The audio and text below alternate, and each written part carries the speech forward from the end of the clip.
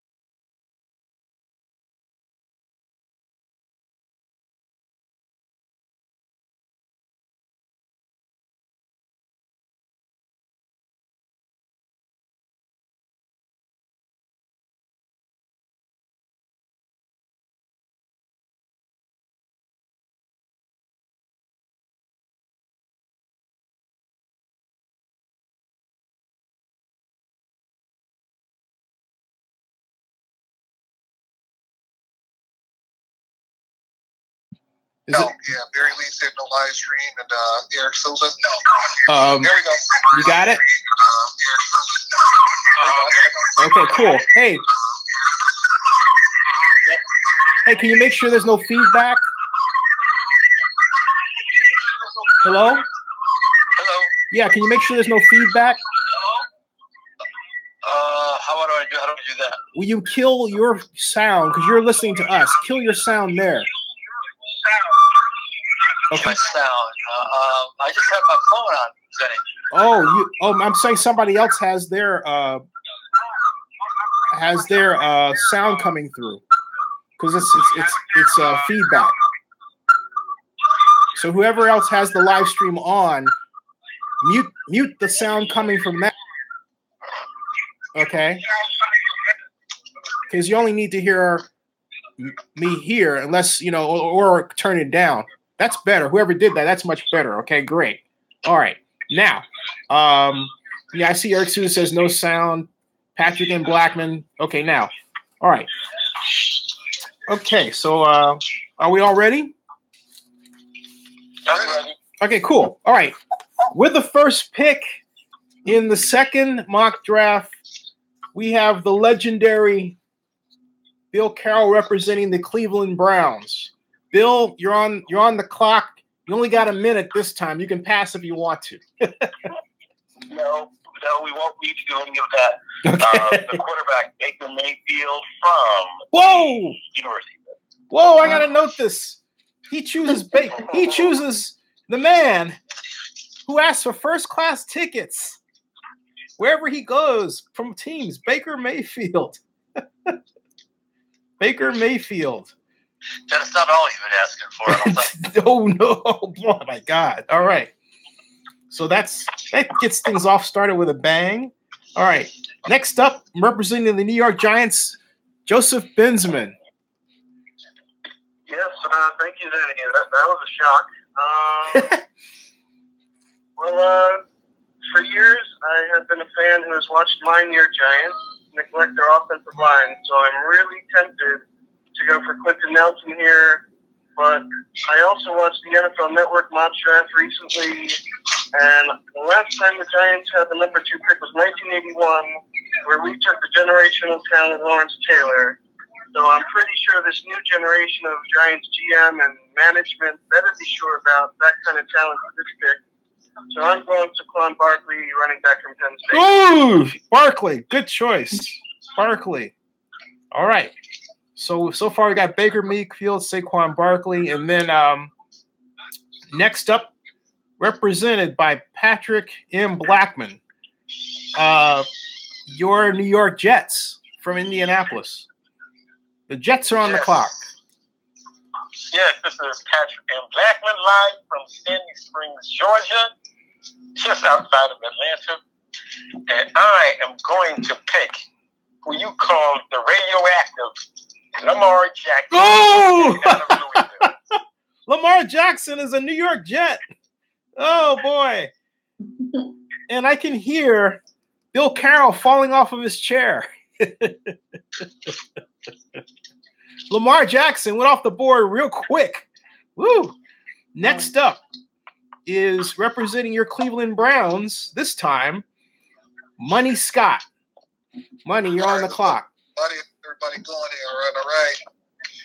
All right. Money Scott here from Los Angeles, and I'm going to be picking for the Cleveland Browns. Cleveland Browns is going to need a quarterback, and they don't need no drama, whatever, while they clean house with their new front office. So I'm going to go with quarterback from USC,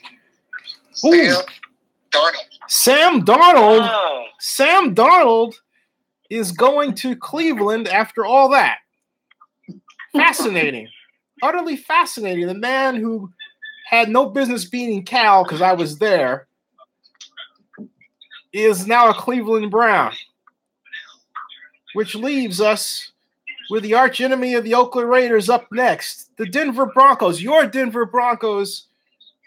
AP, you are on, babe.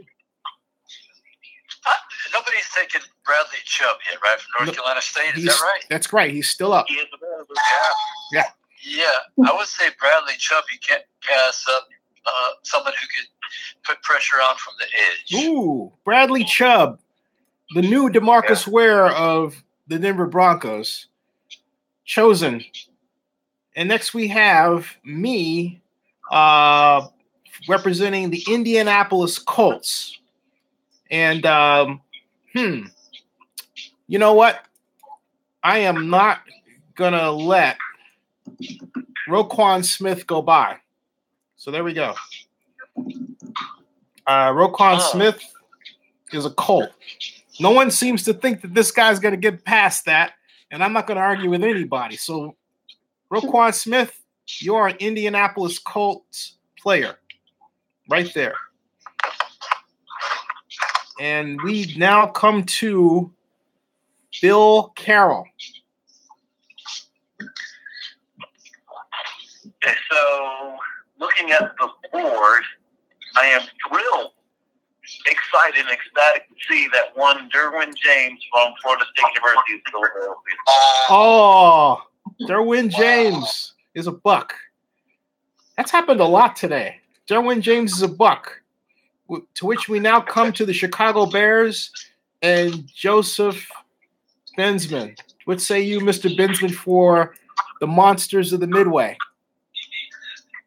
All right, another proud football franchise. They just got Mitchell Trubisky. Seems like he has some game. I was thinking he could use some wide receiver help, but they don't need to get that in the draft just yet. So I'm going with big boy Quentin Nelson, guard from Notre Dame. Whoa!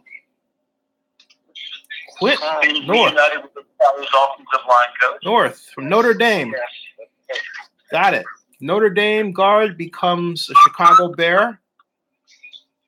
And that leaves us to the San Francisco 49ers and Money Scott. You are once again on the clock.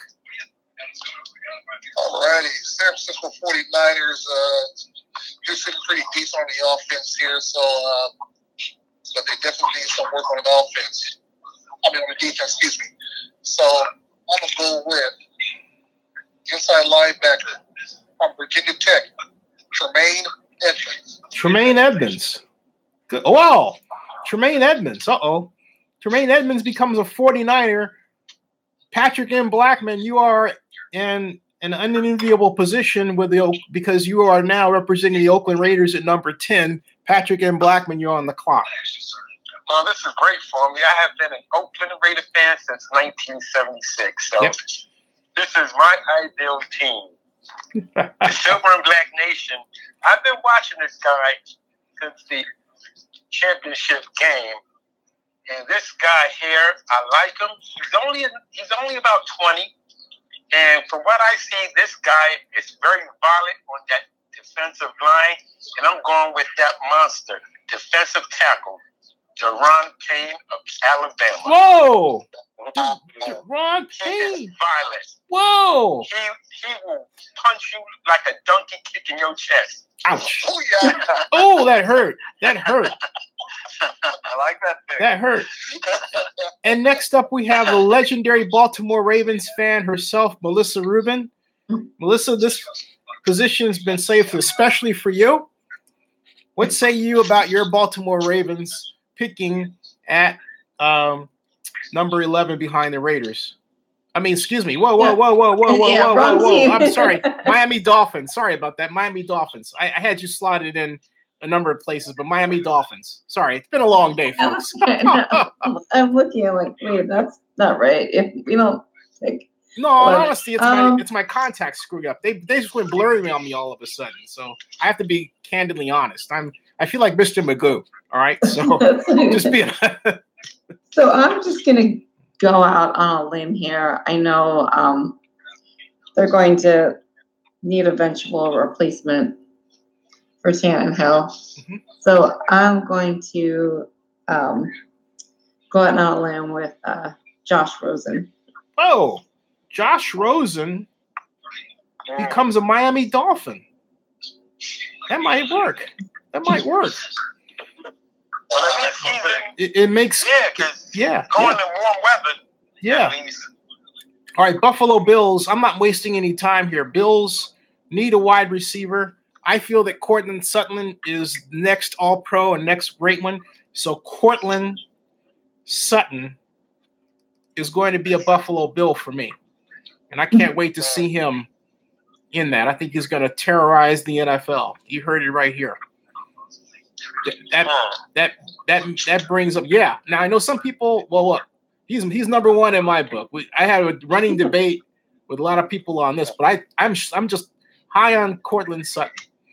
All right, the Washington Redskins are on the clock, represented by none other than the legendary Bill Carroll himself. Harold Landry, the outside linebacker from Boston. Oh, Harold Landry to join Jonathan Allen. I like it. Harold Landry is going to be a Washington Redskins defender. AP Stedham, you represent, whether you like it or not, the Green Bay Packers. That's fine. I think the Green Bay Packers need some help on wide receiver, so on the board is Calvin Ridley of Alabama. Oh, Calvin Ridley becomes a target.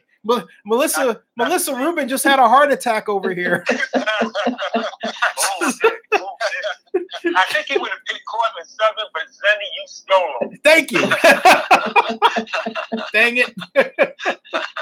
Yeah, that's a worthy steal right there. Hey, if you're out there, folks, please tweet this out under hashtag NFL Draft. Thank you. Now, okay, so we've got the Packers done, and next we come to the Arizona Cardinals, represented by your Joseph Bensman. Mr. Benson, what you got for us for the Cardinals?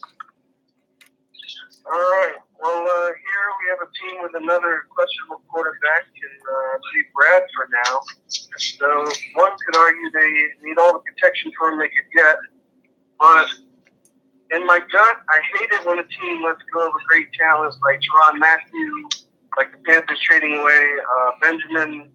So I'm going to have the Cardinals drafting safety Mika Fitzpatrick from Alabama. Ooh, Mika Fitzpatrick. Yep. Becomes an Arizona Cardinal. All right. I can't, you know what? He did drop that far. I'm shocked. He actually did. I think it was the Lamar Jackson effect. All right. So now we do come to the legendary Baltimore Ravens fan that is Melissa Rubin, who has the Baltimore Ravens at number 16. Ms. Rubin, what say you about your team, your beloved Ravens? Oh, all right. At 16, DJ Moore. DJ Moore becomes a Baltimore Raven. Whoa. My goodness, DJ Moore. Wow. They're going to, yeah. Now Money Scott is yeah. I wonder if that's a reach. Well, hey, some people would think Cortland Sutton's a reach, but I don't. So there. I don't think so. Thank you. Anyway. Los Angeles Chargers are up. The Los Angeles Chargers, they have no business in LA, but whatever. Money Scott, you are on the clock. You are so right about that. Thank you. High to see them do this pick for him, but as a Los Angeles Chargers, but I'm thinking that Philip Rivers needs to start proving somebody because I think his time is going to be coming up in a year or two. Yep. So I'm thinking a quarterback. I just want to verify. Do we have Josh Rosen from USC? Josh Rosen's taken. He's gone. Okay, so I think I'm already done. Okay. All right. Okay, so let me get him. So, actually, let's go to linebacker. Let's go with their defense again. Let's go with Leighton Vander Esch from Boise State. Oh, okay. One more time? Leighton Vander Esch. Okay. Boise. Got it. Boise State. Got it. Okay. Now that brings me to the Seattle Seahawks. Wow. The Seahawks. The guy that I thought normally would be perfect for the Seahawks left the building a long time ago, and that was Lamar Jackson. And so I think what I'm going to do is, you know what? I'm going to send Darius. Another guy named Jackson who'd be a great fit in their defense. Yeah, but I'm going to send them Darius Geis because I think this LSU guy is just the tonic they need right at that position. I know some people don't like running back at that one, but I'm old school. Okay? I really believe Darius Geis at the Seattle Seahawks will run them into the Super Bowl. I really believe that. Oh, interesting. I think so. Mm. Yeah. I think for the last 20 years, running backs have been taking a hit in the draft for some odd reason. Well, yeah, I think because we've become pass happy, and also just that I think it's more the attention of the passing game, but I also think it's a lot of coaches just don't quite know what to do with a running back anymore at the NFL level. And I think the spread offense has really screwed up a lot of people in terms of their thinking, Well, mostly it's a self-fulfilling prophecy, right? So when you say we can wait on a running back, and you wait on a running back, and you get David Johnson the second, or you look at the rookie of the year was a third rounder last year. I mean, you can get guys who go on to be all-pro, Pro Bowl starters in the second and third round, and sometimes even later as running back because people allow them to slide down the board. Right. Just like people say you have to take a quarterback early. Because once people believe it, it's a self-fulfilling prophecy. Once you tell people you have to get a quarterback early, not everyone gets a quarterback early, and so you push quarterbacks up the board, and you push running backs down the board. Yeah, that makes a lot of sense. That makes a lot of sense. Hey, by the way, Bill, since you're talking, you're on the clock. Bill Claro for the Dallas Cowboys. At what say you for the Cowboys at number 19? Yeah, this is an easy one. We have not had a truly dangerous playmaker who gets the ball back for us in the back half of our secondary in well over a decade. So we are not walking but running to the podium to select Josh Jackson in the corner. Whoa! Josh Jackson becomes a Dallas Cowboy. Outstanding pick. I like that one. Pretty good. Yeah, I think so. So it brings us to the Detroit Lions, and Joe Bensman, you're up. Alrighty, Detroit. Well, basically, a very big eyesore for the Lions for many years has been running back. And there are a couple of good ones in this draft. I saw someone else taking him for another team on the NFL Network, but I really like what I saw this guy from the bowl season. I'm going with a splash pick. Hopefully it works out for the Lions. Sony Michel. Whoa! Sony Michel, the second running back, Detroit Lions.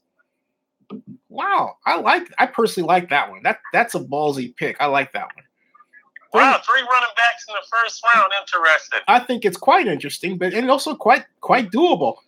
Which brings us to the Cincinnati Bengals. Money Scott, you're on the clock. All right, Cincinnati Bengals. We took this kid from the Buffalo Bills, but man, coming off a disappointing season last year, I think they need to up their offensive line. So I'm going to go with the offensive tackle from Notre Dame, Mike McGlinchey. Mike McGlinchey. I was wondering who's going to take it. Mike McGlinchey becomes a Cincinnati Bengal. Okay. Wow, Okay. I like that one. It's not a sexy pick, but a good pick. It's solid. Yeah, it's solid. Yes, you need some solid picks. Yeah, and now when you come to the offensive line really declined last year. Yeah, it sure did. Yeah. Now we come to the Buffalo Bills. Melissa, you're on the clock. Let's see.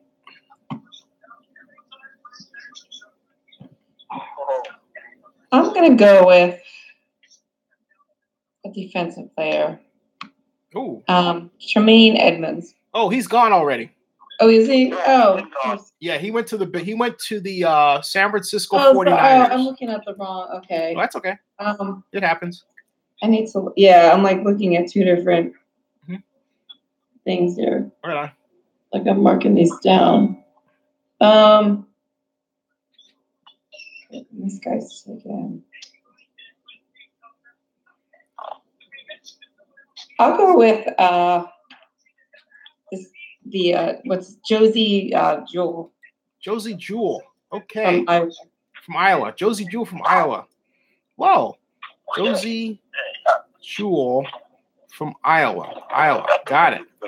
Which brings us to, nice pick, the New England Patriots from the Los Angeles Rams. AP, you are on the clock. I think the Patriots, they like versatile players, of course, and I think a linebacker I've watched many games is Rashawn Evans of Alabama. Rashawn Evans. Now, folks, those of you who don't know, AP covers the Alabama Crimson Tide. It makes perfect sense. Okay, I didn't know that. So, folks, AP is the reigning Alabama Crimson Tide expert in the United States. We are blessed to have him on this show. Okay, so he can basically sell off the Crimson Tide as we move forward. Nice. Man, he's a very good header. Yes. Which brings us to talking about sell-offs. The Carolina Panthers, which actually are being sold off as we speak. And that brings us to me, to which I believe that the Panthers made a massive mistake in letting Kelvin Benjamin go. I think it was stupid. All right. It was. Yeah. The flock agrees. The chorus agrees. To which I'm drafting James Washington, the record-setting pass catcher out of Oklahoma State, to catch balls from Cam Newton. Yeah, that's a big upgrade from Kelvin Benjamin. Oh, nice work. Thank you very much. Yeah, I'm really high on James Washington. I really am. He could be another Sterling Sharp. Yeah, absolutely. Now, the guy is Chris Chambers, but I'll take Sharp. Yeah, that's okay. So we've got Bill Carroll for the Tennessee Titans, which have Marcus Mariota, but haven't done anything with him. Did I say that? Anyway. Well, they did go to the playoffs. Again, we are running, not walking. Our medical staff did a lot of work, and we medically cleared this player. He may have slid a little bit because of a medical condition, but we're more than happy to take him. Maurice Hurst, defensive tackle from Michigan. Whoa! The man that visited the Oakland Raiders facility last week, if I'm not mistaken, or 10 days ago, becomes a Tennessee Titan. Man, great pickup, Bill. Great pickup. I think he's the best pass rushing defensive tackle in the draft. Well, he's the second best, but he's the best one that most people have seen. The best one's actually a kid named DJ Hall from Sam Houston State, who had 22 and a half tackles for loss and 11 sacks from the defensive tackle position. Hey, Vita Vea is still on the board, I remind you. And he's no slouch. Just saying. Yeah, but just saying. His weight, they're saying he may if he could keep his weight under wraps. Mm-hmm. So I think his weight may scare people off. Mm-hmm. What is it, cheeseburgers or something? I've seen the kid, I've seen like 308 pounds look better than linebackers in linebacker drill. I'm not worried about his weight. Mm-hmm. He's an incredible athlete. They call him PJ Watch because he's such a good athlete. Wow. That's hey, enough said. So now we come to the Atlanta Falcons. Mr. Joe, you were up. Joseph, you were up for the Falcons. Alrighty. This is my last pick, so I want to say it's been a pleasure representing West Orange, New Jersey. You got it. Giants fans everywhere. You got it. And the Falcons, let me see here. You said Vita Bay is still available? Yes, sir. Vita Bay is available, yeah. Mm-hmm. The ESPN and NFL Network had it together on Taven Bryan from Florida, but since he's available, I got to go Vita Bay, right? There you go. Vita Bay. Oh. You know what? Vita. And that's actually the guy that Thomas Dimitroff personally told me he likes at the NFL Combine on video on Zennie62. You can watch my interview with him. Yes. All right. So now we come to the New Orleans Saints. Money Scott, you're up. All right, going to the Saints, whatever. I'm going to go again. Their offense is somewhat stable right now, but I think they're going to be working on their defense, and I believe their defense needs some work. I'm going to go with a defensive end from University of Texas, San Antonio, Marcus Davenport. Marcus Davenport. Whoa, Marcus Davenport. Marcus Davenport becomes a Saint. Marcus. Nice pick, yeah, nice pick. Nice pick. That brings. He's a project. He's not much of a technician, but you give him a couple years and you have a Ziggy Ansah on your hands once you develop. Here it is. Wow. So you say by his third year, Bill? That's Bill Carroll talking. You say by his third year? I had a chance to watch the kid up close a few times. Mm-hmm. And like I said, he doesn't have a great sense of timing. He doesn't know how to use his hands very well. Mm-hmm. But he's an explosive, long, powerful athlete who's going to need a while to figure it out, quite frankly. He lets people get to his chest too much, and he doesn't use his leverage. He's got all this length and strength, but doesn't know how to use it yet. It'll take him a while, but once you get him coached up, you'll have something. Now we come to AP Statham. AP, you got the Pittsburgh Steelers. I think they might be looking for a third down back and someone who runs between the tackles. I'm going to take Ronald Jones, second from the University of Southern California. Ooh, Ronald Jones. Wow. Wait a minute. Ronald Jones. It's another running back. Wait a minute. I just had Lee Steinberg on today. Do you know that that's his client?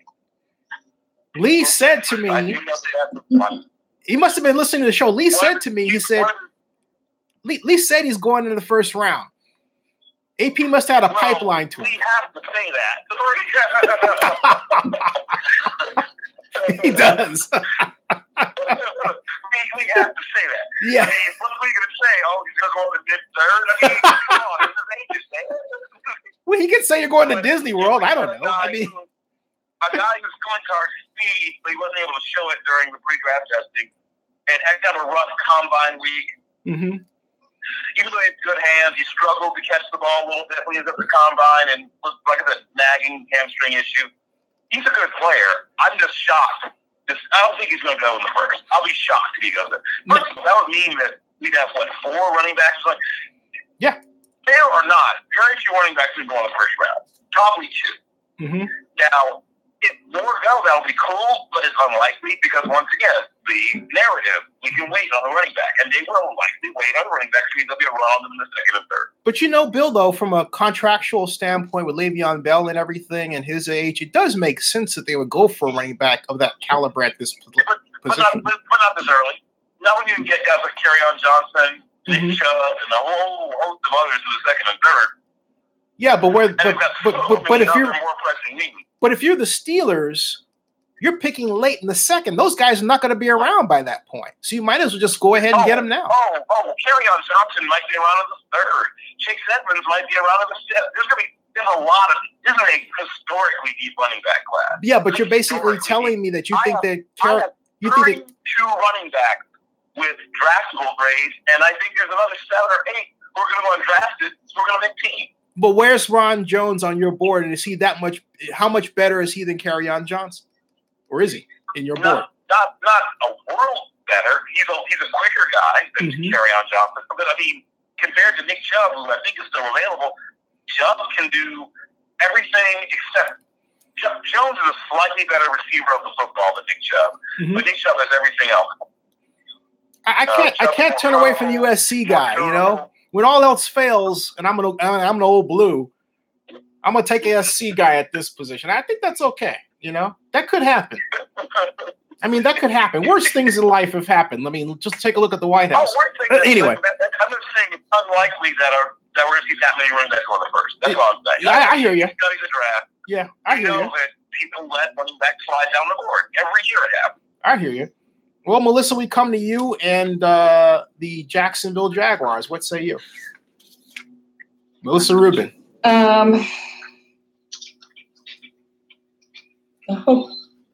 Is Rashaan Evans still available? Rashaan Evans, I believe. No, he's been drafted. He was taken. Yes. Yeah. Okay. Yeah. But the Alabama. Yeah, Alabama. You remember AP basically stole him because he's a Crimson Tide reporter. So yeah, he's gone. I have my. You can blame AP.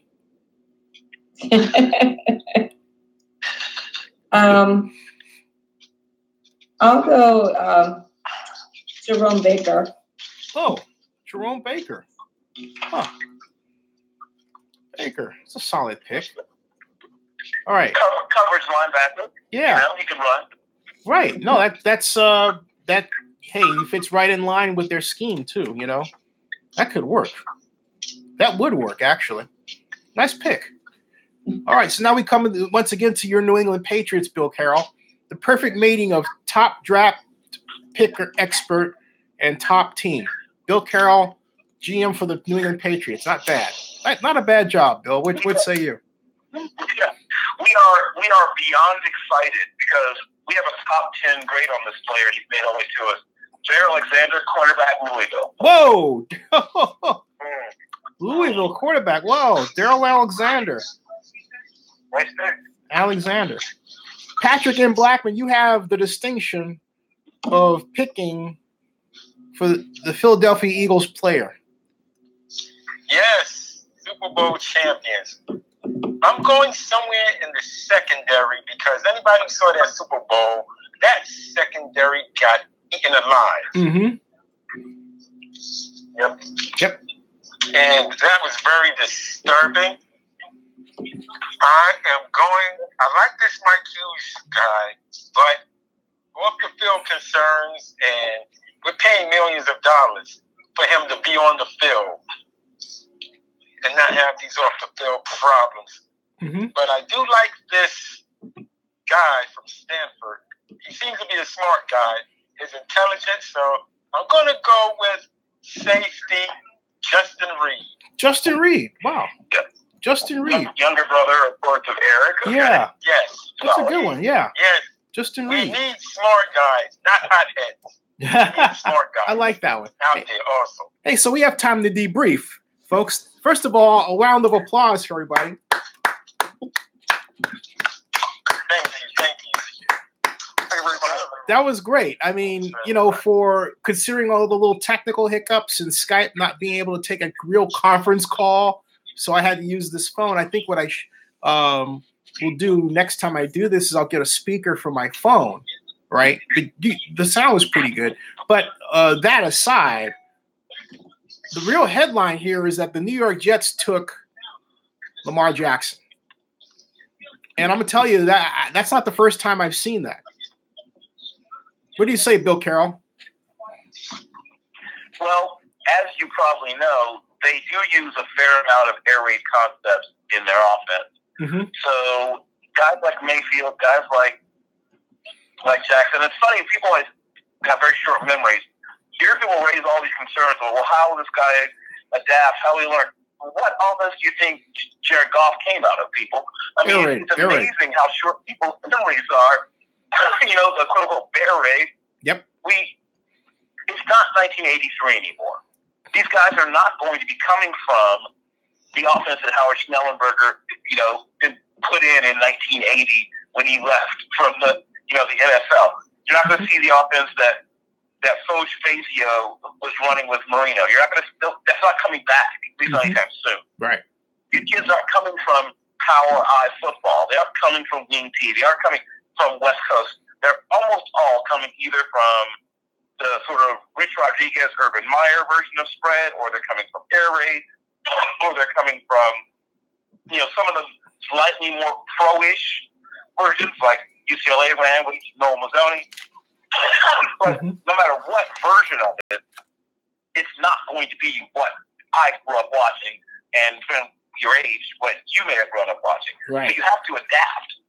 Right? The dinosaurs are here because they didn't adapt. They were big and strong and all the other stuff, but they didn't adapt to changing environment. The quarterback environment is changing. We'll see which teams can adapt to it, because some will not do it well, and they will pay the price for it, and some will. Yeah. The Rams adapted, and they took a quarterback who was supposedly on his way to being a bust under the previous regime, and now look at it.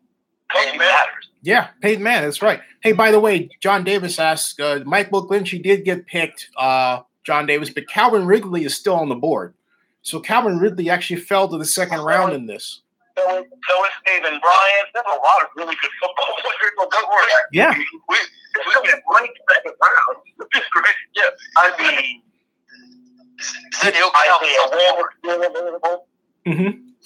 Is that run on the running backs that did it? Calvin was off the board.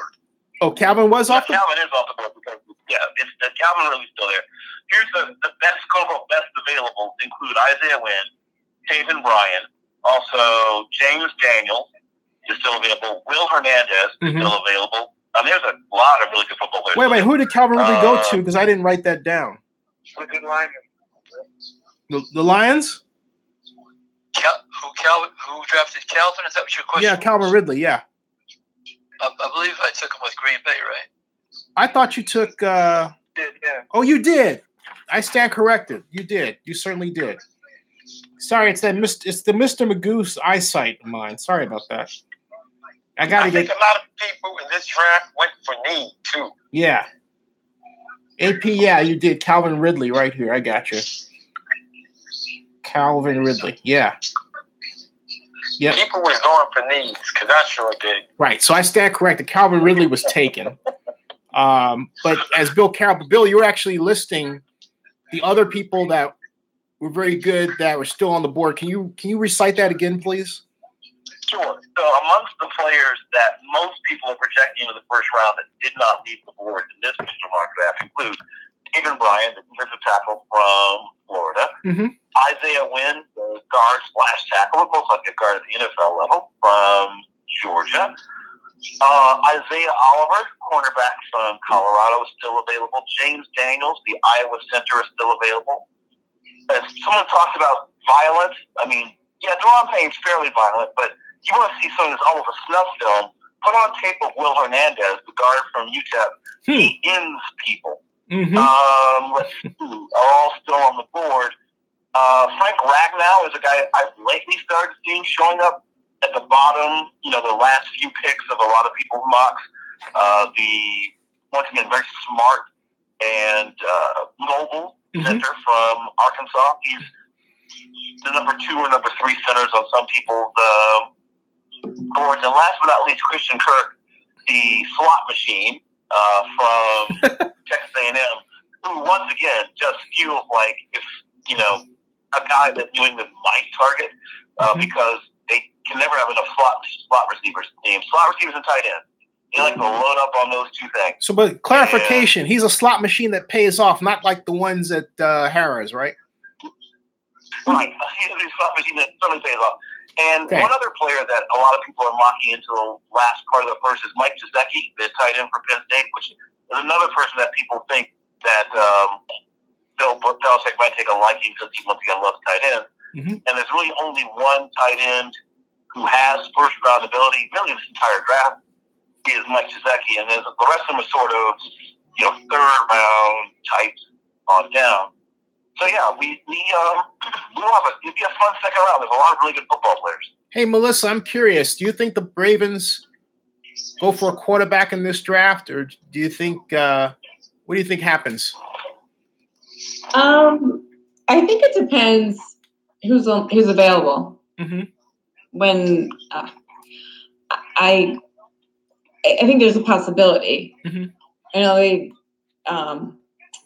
But in your opinion, as a fan, somebody. in your opinion as a fan, do they need to? Let me put it that way. I don't think that they necessarily need to this season just because of signing RG3. Mm-hmm. Wait, you're high on him now. At first, you were like about to. Well, no, I'm. I mean, this is a sea change. I'm just asking. You were about to go off a cliff. I was trying to talk you down. So I mean, what happened? Well, I've heard what the people have to say. Okay. And I have a different opinion now. I mean, I get why they did it. Mm-hmm. I personally have never liked him, but mm-hmm. I'm okay with it. Having an experienced backup quarterback is a good thing. Mm-hmm. I mean, I think they're still going to have a quarterback competition between him and Josh Woodrum, who was, I think he was moved to their practice squad last season. Mm-hmm. But yeah, I mean, I feel a little bit better about RG3 compared to, oh God, why am I drawing a blank? What's his name? The fellow that they had back there. Yeah. Help us out, folks. the quarterback, their backup quarterback. Ryan Mallett. Ryan Mallett. Thank you, Ryan Mallett. Yeah. Ryan Mallett. Yeah. Ryan Mallett. They keep winning at one point. Yeah. They've been looking for a better option at their number 2 quarterback position for a few years, and they've not quite found it yet. Mm-hmm. But I do like Josh Woodrum. I got to talk to him when he was coming out. Mm-hmm. Saw him play at Liberty a little bit. He's a really smart kid with super high character guy, natural leader, good but not great arm, but enough arm to get the ball there. Mm-hmm. And obviously he's not as immobile also as Ryan Mallett. And Ryan Mallett is essentially a statue. So you need to really protect perfectly, pretty much, for him to be effective. While Woodrum can move around a little bit. And a guy who's a lot like Woodrum, if you do go in the middle round after another one, is Kyle Loretta, who is essentially Josh Woodrum 2.0. Mm-hmm. Wow. So we've got, so Joseph Benson, what do you think of the draft from your perspective? Yeah, I have to agree that it would make a heck of a second round, and I would love it if things played out this way because I've been eyeing tackle from Texas, Connor Williams. He was hurt last year, but I heard Cynthia Freeland from NFL Network say that when he was healthy in 2016, he only allowed his quarterback to be pressured 4 times. That would be amazing for Eli Manning in his last few years. So I can only hope the Giants can land him. Yeah, well said. Well said. So, folks, I know everybody's got work to do in the morning, and I want to thank you for taking time to do this. We're going on for just about 43 minutes and 50 seconds or thereabouts, 51 seconds. And also, thanks for doing this. And this is the first time in 14 years I haven't been on site at the draft, so it's fun to actually do this. And so this is a fantastic addition to what we've done in the past. There's actually nothing like it. And Patrick M. Blackman says he kind of likes his own picks. He's actually typed that. So he's Patrick. Are you on the phone still? Yes, I am. Okay, because I saw you typing. Well, you want to talk about that rather than just text it? Yeah, sure. The reason why I picked for the Jets, and the reason why I picked Lamar Jackson is because of, as he would say, his radioactive talent. Yes. And New York needs that type of quarterback who can bring the fans to the games. And me being from the Bronx, New York, the New York crowd is either going to make a man or a boy out of him. So that's the ultimatum that I'm giving them. That's how New Yorkers are. I got to repeat that. I got to repeat that. Patrick and Blackman says that New York will either make a man or a boy out of Lamar Jackson if he goes to the Jets. Yes, the fans. The fans. The fans. Yes. Wow. Well, just like the song, right? If you can make it there, you can make it anywhere, right? Yes, and with my team, my Raiders, I picked Deron Payne. Yes, he's violent, and his hands, he's either going to punch that guard or he's going to bench press him. He is violent. Did I hear AP? Zennie? Yes, sir. AP Statham. Yes, sir. Yeah, Zennie, I was actually at Deron Payne's signing day, his high school signing. Ah, what's he like? Tell us about him. Yeah, he's a quiet, confident player, but he's been good since day one. Always able to plug up the middle. He's strong. He improves on his pass rush. But he'll be a good solid pro for a long time. Yes. And also with Deron Payne, I heard when he came to Alabama, he was bigger than he is now. I heard he was close to 350. He's about 310, which means he was disciplined enough to drop weight. This means a lot to him. There's money on the line, and he wants, because he talks about supporting his family, and he had to do something which is hard for somebody that big, and that's drop all them pounds. So he has a good head on his shoulders. Wow. Yeah, he's a leader. He's an outstanding player since day one. Absolutely through Alabama. I mean, that's saying something for a team that has so many draft choices. So when you come in as a high school freshman, 18 years old, and you're able to contribute to national championship type caliber teams, that's pretty impressive. So basically, you all see him going before the 16th pick?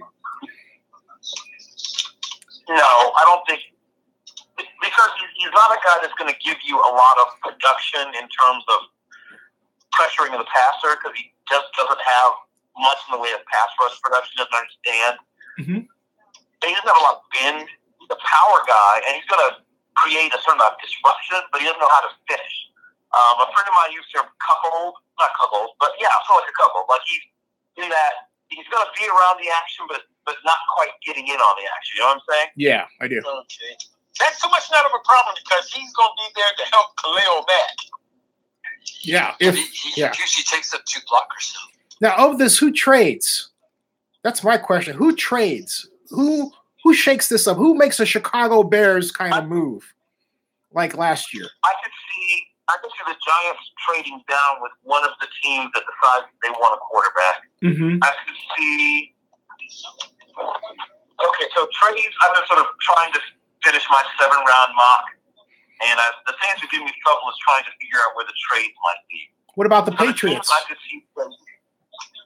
teams I could see trading either up or down. I could see the Jets possibly trading down because they need lots of stuff. There's not, and so they could be looking to pick up extra picks. I could completely see Arizona trading up because they realize they need a quarterback, and next year's quarterback class is not as deep as this one. I could see the 49ers possibly trading down if one of the quarterbacks flies, and one of the quarterback needy teams wants to make a deal, and one of them makes it to them. I can see them trading down to allow Buffalo, for instance, to move up. Buffalo's a team that I think might be looking to move up. Arizona's a team that I think could be looking to move up. And as I said, I think both New York teams could be looking to trade down, and possibly the Browns could be looking to trade down from 4 to pick up more picks. Well, here's my question, though. If this is that super elite quarterback class that a number of people say that it is, which team that is not within range to get any one of the 5 or 4, however you look at it, trades what may be for them a king's ransom to get into that area? Is it the Patriots? I just named 2 of them. Yeah, I think if you're talking about a king's ransom, it's probably either the Bills or the Falcons. Okay. But the other bird, the Cardinals, right? Yeah. Those are the 2 teams that are thus far out of the running for one of the top 5 or so quarterbacks who would have to do something pretty drastic to get into the top 8 or so to make sure they could actually get one of them. Mm-hmm. And then, like I said, what they're hoping is that one of them, at least one of them, will start to slide. And of course, some of this Rosen talk, I'm convinced that people trying to, Mr. Stocks will be there for them. So if for some reason Rosen was still available after we get past the first 7 picks, the Bears obviously don't need a quarterback. The 49ers obviously just don't need a quarterback. Mm-hmm. Oakland always doesn't need a quarterback. So if he starts sliding, then maybe even Miami's in a position to trade down if say the Buffalo Bills or the Arizona Cardinals needed to move up. Mm-hmm. They could both be targeting that spot if one of the quarterbacks starts to slide. But you made a comment which I thought might have been a Freudian slip. You stopped yourself. It sounded like you were about to say that the Atlanta Falcons are going to trade up for a quarterback, which begs the question: at what point do the Falcons start thinking about the replacement for Matt Ryan? Well, not for a few more years. He's been healthy, and he's actually still on the upswing. He's getting better, not worse. So there's no desperate need. They may look to upgrade their number 2, much like we talked about with the Ravens. They don't probably feel super great about their backup position, so they might be looking to upgrade there by going after someone in the mid to late round. But there's nothing indicating that they should be worried about. I mean, there are people saying that they're not worried about Eli, and I think they're whistling past the graveyard when they say that. But at some point, we've all said it a million times, Father Time is undefeated, but Matt Ryan's not at that point. He's still peaking, right? He hasn't played his best football yet. Now, the better question is Tom Brady, right? I mean, how long, even with, all the kelp smoothies and avocado ice cream and whatever else he's doing, at some point, Father Time, at some point, he's going to, whether it be through injury, whether it be just through deciding how long do I want to put myself through this, there comes a point where a man in his 40s doesn't want to go to training camp. That's why Brett Favre stopped playing. It wasn't because he didn't want to keep playing, because he didn't want to go to training camp anymore. Yeah. Well, James Harrison said, "Hey, I'm done." Yeah. That's why I stopped. It was training camp, the practices because Brett Favre is physically capable of playing quarterback right now today at 49 or whatever he is. Sure. The issue is the grind of training and the grind of practicing that for guys who play a non-violent position. I mean, quarterbacks ideally don't have a lot of collisions. Obviously, Andrew Luck and a few others say, "Oh, wait, I'd like to make a correction to the record." But you would not like your quarterback to be involved in a lot of violent collisions, let's put it that way. Yeah.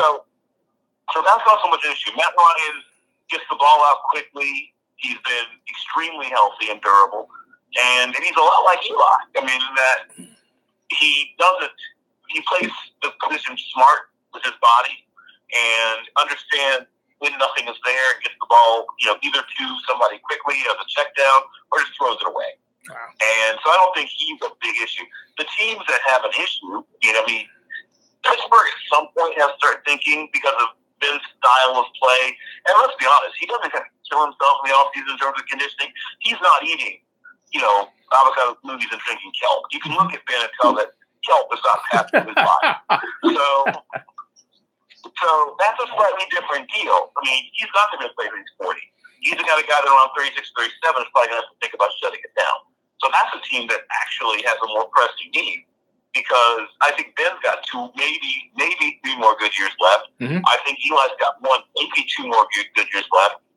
Obviously, it's sort of a solve for X with Brady, but I think if not this year, then in the next couple of years, they're going to have to do something there. And, obviously, the Cardinals have a significant issue. Right.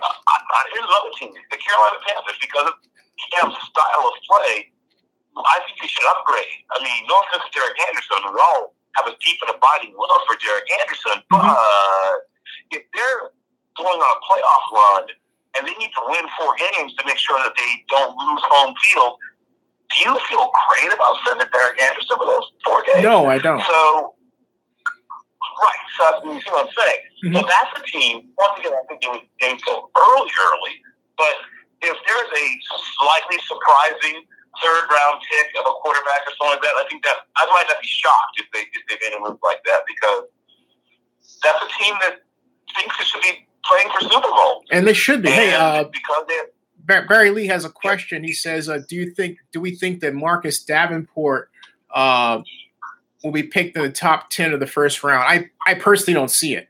I don't know if anybody else disagrees. I don't think in the top 10, because when you take a guy in the top 10, all the boxes are checked. Not most of the boxes. Right. I mean, you should have all the boxes checked. Right. It means that he's physically elite. His production is elite. He's prepared to play pretty much from the moment he drops his bags off at the facility at a high level. That's not quite who Marcus Davenport is. That's the physical traits. All the boxes are checked. He's flexible. He's strong. He's long. I mean, he looks the part better than almost any. He's the best looking pass rushing prospect in the class. But if you put on his tape, and he got better, I'll say this much, as the season went on. But there's a guy that, when I started talking to people, trying to talk him up, not this year, but the year before, people looked at him and said, God, he's weak. He was a basketball player not that long ago. Now, to his credit, he really has worked on his body. He has gotten much stronger. If you look at his tape from the season prior, even though he's still a very intriguing prospect, he gets straight up manhandled in 4 games, just tossed around like a sack of wet rag. And then you could tell that he took that to heart. And I'm sure the coaches got into his butt about it too. You're the most talented player on this team. We can't have you get manhandled like that. So he came back this year putting on 17 pounds of muscle, and it showed. So Barry Lee got room for motion. Barry Lee reports. Barry Lee reports. He says the local TV stations here in San Antonio say he will be in the top 10. So, but hey, well, I mean, but it's like when you ask, the agent if his class is on the first round. You took the words out of my mouth. Yeah. Hey, basically, Barry Lee, the local agent, has a great TV tie-in. All right. So, hey, so folks, it's now 57 minutes into it, and I want to thank everybody, because I know everybody's got to go to work in the morning or whatever. But I want to thank you all for taking time to do this. And I think this is not going to be the last time I do this kind of format. And anyway, this is great. It worked out. Now that I know how, what to do and what to use, I've got to find a better a conference system. But on the other hand, this conference system worked pretty well on the fly, don't you think? Hello? Yeah, it was a lot of fun. Yeah. Any landing you walk away from is a good landing, is what they tell you to pilot. I thought this was a great landing. I thought it was a fantastic takeoff and a great flight. So I want to thank everybody again for joining in. And if you're wondering when this is going to render, it'll be ready about 20 minutes afterward. And if you want to review what pick came when, because I notice people have been writing them down, now the chat area becomes visible. So you can see at what point, and not as well as here, of course, at what point, a pick was made and what the reaction was, both from us and from the people who viewed it. Not a bad system.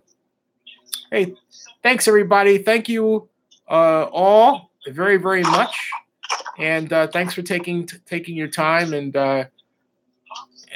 Joe Flacco is an elite quarterback, right?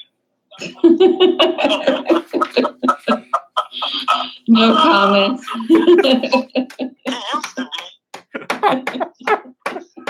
Ye of little faith. All right, everybody. I'll see you guys later. Good night. Thank you. See everybody. Thank you. See ya. Thanks. Okay. See ya.